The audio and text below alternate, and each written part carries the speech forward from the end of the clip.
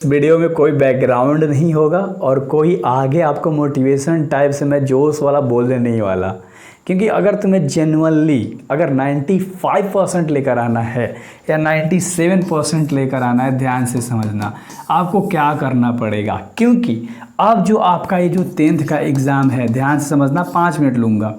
आपके 2 पोर्शन में है, एक तो हो गया बेसिक, ठीक है, और एक हो गया एडवांस। अब ये 2 चीज़ों को लेकर भाई साहब इतना ज़्यादा डिफरेंस क्रिएट करा जा रहा है, इतना ज़्यादा डिफरेंस, इतना ज़्यादा हाइप बन रहा है इस चीज़ को लेकर कि लोगों में बहुत ज़्यादा प्रॉब्लम है। बहुत ज़्यादा बच्चे बहुत कंफ्यूज हैं कि हम लोग बेसिक ले लेंगे ना तो नंबर बहुत अच्छा आएगा।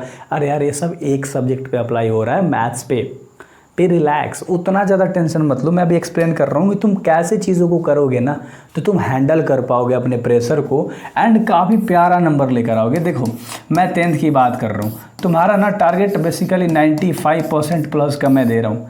तुम्हें क्या करना है, अगर मान लो तुम एडवांस लिए हो, ध्यान से समझो, एडवांस वालों के लिए बता देता हूँ, है ना। पहले NCERT कर लेना चुपचाप, ठीक है। NCERT को कितने बार कर लोगे, कम से कम 5 टाइम्स कर लेना, 5x, ठीक है। यानी कि मैं हमेशा बोलता हूँ कि अरे यार देखो, एक चैप्टर उठा लिया कोई भी, ठीक है, तो इस चैप्टर में कौन से क्वेश्चन में दिक्कत है, कौन से टॉपिक को समझने में दिक्कत है, उस चीज़ को बोलता हूँ मैं 7 बार करो, 5 बार। अब जो क्वेश्चन तुम्हें ईजिली आ रहा है, समझो, जो क्वेश्चन तुम्हें ईजिली आ रहा है इसे क्यों देखना, ये तो आ रहा है तुम्हें, ये तो आ रहा है ना तुम्हें। जो नहीं आ रहा उसे दिखना है 5 टाइम्स 10 टाइम्स। यार तुम लोग बहुत ज़्यादा अपने आप को क्या कर लेते हो, इंगेज कर लेते हो बुरी आदतों में, बुरी सोचावट में। वो मतलब बुरी चीज़ें जो होती है ना, तुम्हारे दोस्त लोग तुमसे आगे बोलते हैं कि अरे चैप्टर बहुत हार्ड है, नहीं बनेगा। इवन चैप्टर हार्ड नहीं था, एक क्वेश्चन उसमें थोड़ा सा लेंदी आ गया था जिससे उस बच्चे को समझ नहीं आया, देन तुम्हारे माइंड में आगे पुटअप कर दिया कि भाई ये तेरे से सवाल नहीं बनने वाला या ये चैप्टर तेरे से नहीं बनने वाला।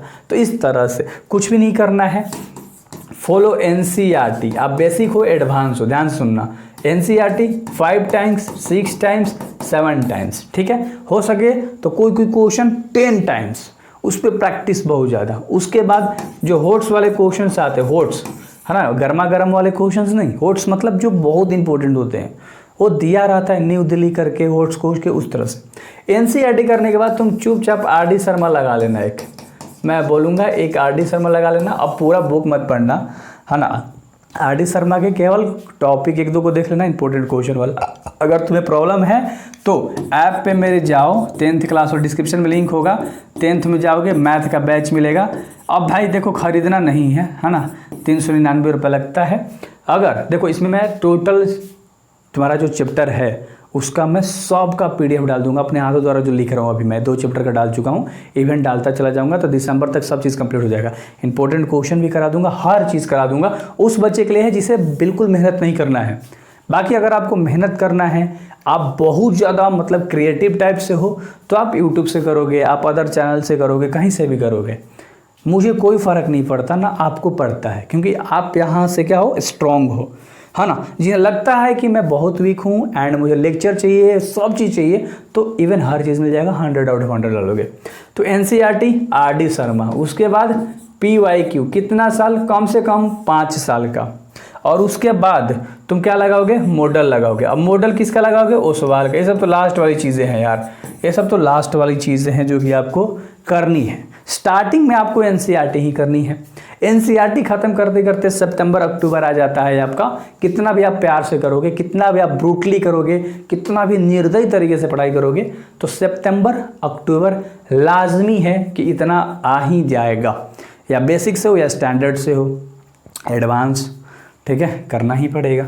और बाकी रहा साइंस की बातें, ध्यान से देख लो, बाकी रहा साइंस की बातें, ओनली NCERT काम हो जाएगा। SST, अरे स्टोरी NCERT, और lecture 1 shot NCERT, Hindi complete कर लोगे, इंग्लिश ग्रामर पे फोकस कर लेना अच्छे तरीके से, book chapter wise 1 shot story समझ लोगे, क्वेश्चन का आंसर एक्सप्लेनेशन के साथ लिखने आ जाएगा, काम हो गया। बाकी तुम्हें ग्रामर वाला पोर्शन करना होगा। मैं देखो, मैं इंग्लिश को हार्ड नहीं मानता, मैं हिंदी को हार्ड नहीं मानता, बहुत आसान है। मैं एसएसटी को सफ़ा हलवा मानता हूँ क्योंकि स्टोरी बेस होता है। लिखना सीख लोगे तुम, इस पर अगर फोकस कर लिया ना 2 महीना काम हो जाएगा बहुत प्यार तरीके से। बात रहा साइंस, साइंस में भी उतना ज़्यादा टफ नहीं होगा। केमिस्ट्री वाला पोर्शन तुम्हें केवल टफ लगेगा। बच्चे बोलते हैं फिजिक्स, अरे लाडले फिजिक्स तो हलवा आता है, हलवे हलवे न्यूमेरिकल्स दे देते हैं, वो सब मैं कर दूंगा, पीडीएफ एक डाल दूंगा, टेंशन मत लो, ठीक है। ऐप पे डाल दूंगा वो, ठीक है। तो बिल्कुल टेंशन नहीं लेना है, ऐप को डाउनलोड करके रखना, डिस्क्रिप्शन में लिंक है, ठीक है। और इस तरह से जो भी खेला खेलना है तुम्हें मैथ्स में खेलना है और बहुत प्यार से खेलना है, क्योंकि मैथ्स ही है जो कि तुम्हें पार लगाएगा, अच्छा नंबर दिलाएगा, अच्छा नंबर खराब करेगा, आपको 85 पे लेकर आ जाएगा, 82 पे लेकर आ जाएगा। ये मैथ्स ही है जो कि आपके परसेंटेज को नीचे लेकर जाएगा। एसएसटी में दम नहीं है, साइंस में दम नहीं है, हिंदी में इंग्लिश में दम नहीं है, कंप्यूटर फंडामेंटल जो चीज़ें हैं, एक्सटर्नल चीज़ें हैं, उसमें भी दम नहीं है। तो हर चीज़ का एक पैटर्न है, जिस पैटर्न पे हम लोग काम करेंगे।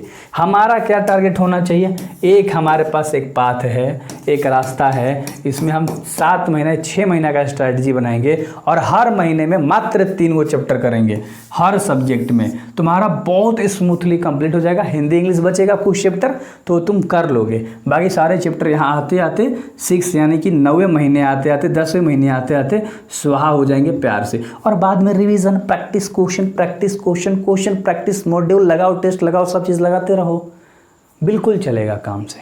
सो इस तरह से पढ़ाई करनी है and you got 95% plus, 96% plus, 97% plus in exam.